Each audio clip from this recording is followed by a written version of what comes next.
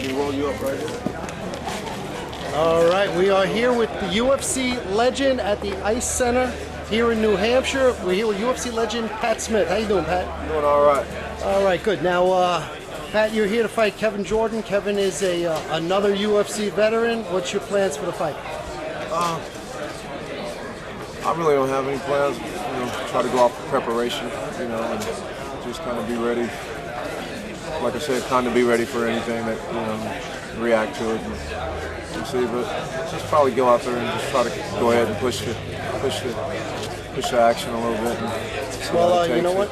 You got a lot of experience. I mean, you've been fighting for a lot of years now.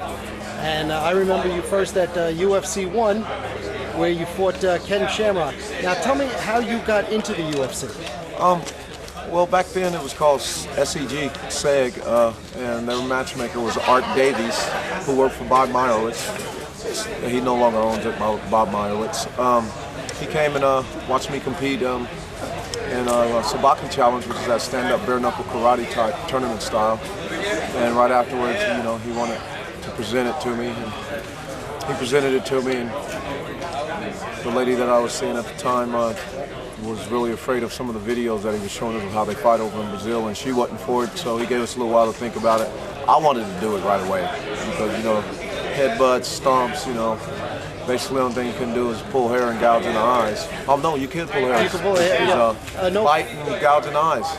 Right. There's no biting and gouging in the eyes and stuff, so I was down for it, and we thought about it, and she said no, I said yeah, and I won, and that's how I ended up in it about 8 months before that actually came.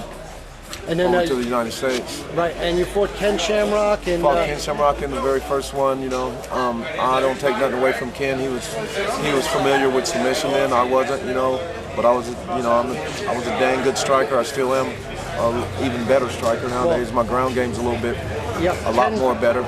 Ken clinched up pretty quick with you, and then you guys went down to the ground, and you both had a hold of each other's foot. What were you trying to do down there? I was trying to break his toes. I was trying to break his toes. He had already had me in a heel hook. I didn't even know what it was called back then, but I do now. He had me in a heel hook, and I wasn't feeling it right away, so I tried splitting his toes really hard. I couldn't, and I went to elbowing him in the shin with my elbows, and I felt a little bit of loosen up there, but he had me pretty deep with that heel hook, so, but I really think deep down inside, if he don't get me in the heel hook, I knock Ken out. He told me afterwards that he knew he couldn't stand up with me, so, and he came all right. Ken's a good dude. Don't take nothing from him. He was up on his game. We were new to it, so. Yeah, well, you guys almost got into it again after the fight was over. Yeah, I was a little upset and said something to him about why he grabbed my ankle and stuff. But it's MMA. We didn't understand it back then. We understand it now, and that's just part of it, part of the game and stuff. All right, next up to and then you had the next UFC 2, you fought Scott Morris there. Yeah, he was my second bout of the night. Scott Morris. Ray Rizzo was my first. Right. And how'd you finish Ray? Guillotine? Guillotine, stand-up guillotine. I actually went ahead and passed him out. And then Scott Morris. Scott Morris. He come running across the cage, but you did that front kick that you got famous for. I just shafted him to break up that run a little bit.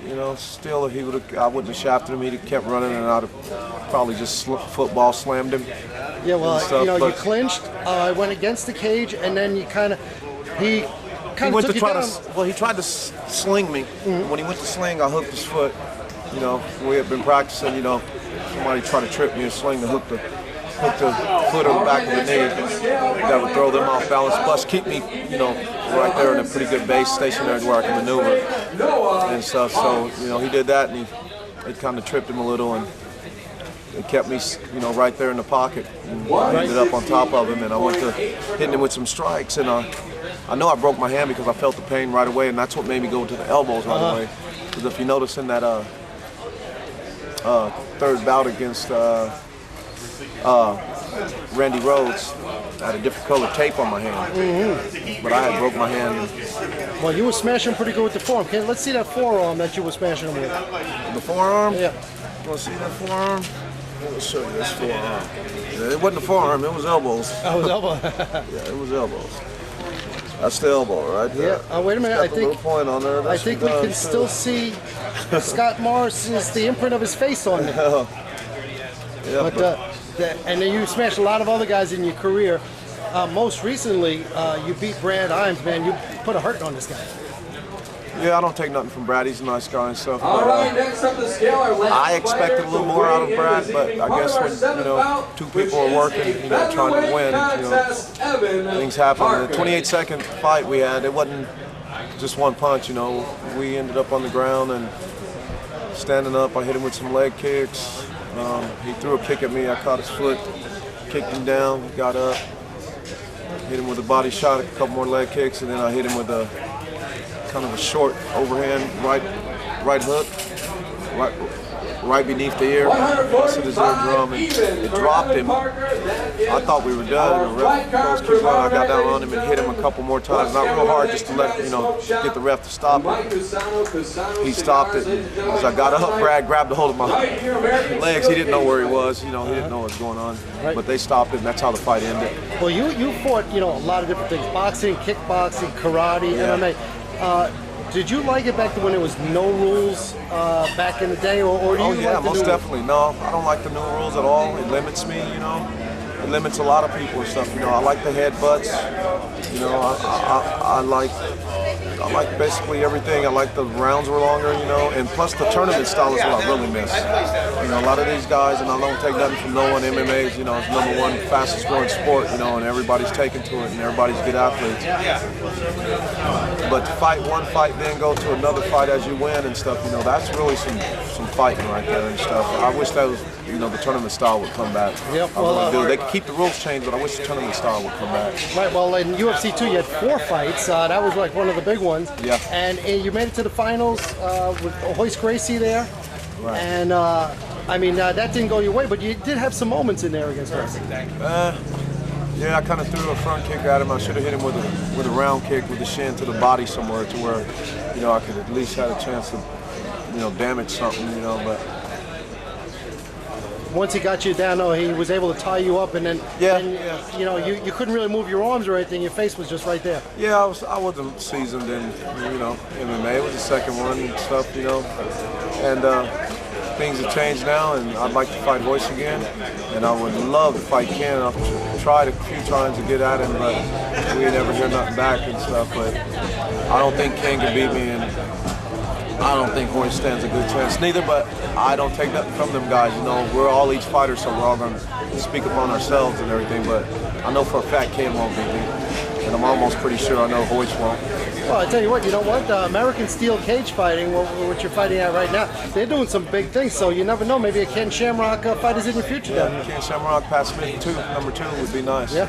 Now you're here with a training partner here? Yeah, student actually, and a work buddy, roommate, everything in here. Okay, and so you're getting into MMA too? Yeah, I'm trying it out. I'm kind of liking working out. Well, I tell you what, when you got when you're a protege of Pat Smith, you're going to be vicious in that cage. Remember this guy's name. He's real strong. He don't think he is, but he's real strong. He's picking the stand-up up real good. He's going to be a real good leg kicker. He's going to be a really good leg kicker, and his ground game's going to be pretty solid and stuff too. I'm just doing a lot of one-on-ones with him. We're fixing to start doing sparring with other people. Me and him do a lot of sparring.